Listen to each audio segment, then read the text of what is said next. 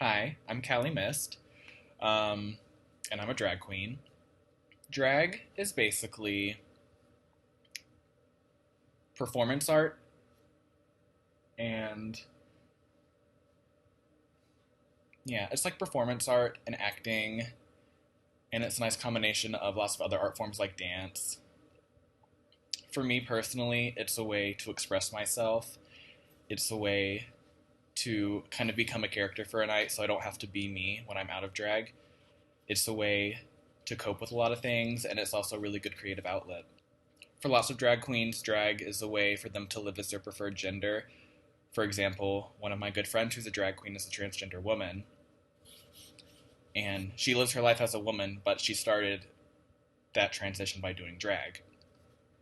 Anyone can do drag. It's not limited just to men. Women can dress up as men. That's called a drag king. Women can dress up as women and exaggerate their feminine characteristics, and that's called being a faux queen or a biological queen. And there's lots of varieties of drag. Like there's pageant queens, and they're typically known for being super polished with their look and looking like real women and being very professional, and they perform in drag pageants. There's campy queens who are really over the top and funny, like me.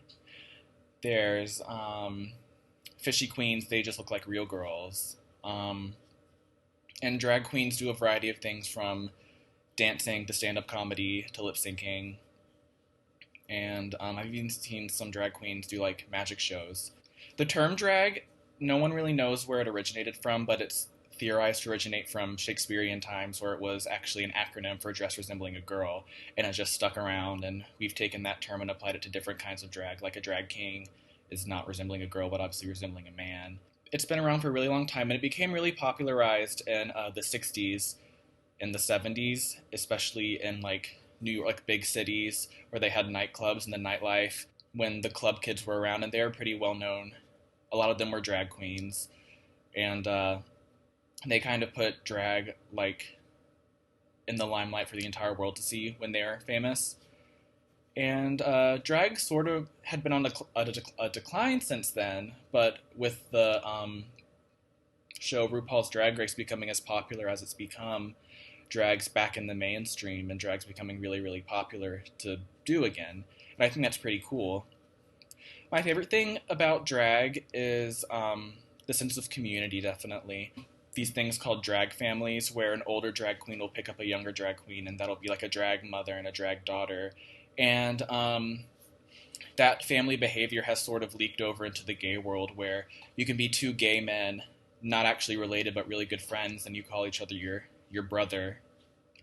Or you're an older gay man who is kind of like friends with a younger gay man, and it's like your gay dad, gay son, and it's not like a sexual thing. It's just like a family, like a sense of community. And I think that queer people really need that because they don't get that from their real families. So I think that drag influencing the queer community like that has been really good. I like drag a lot. I think it's really cool.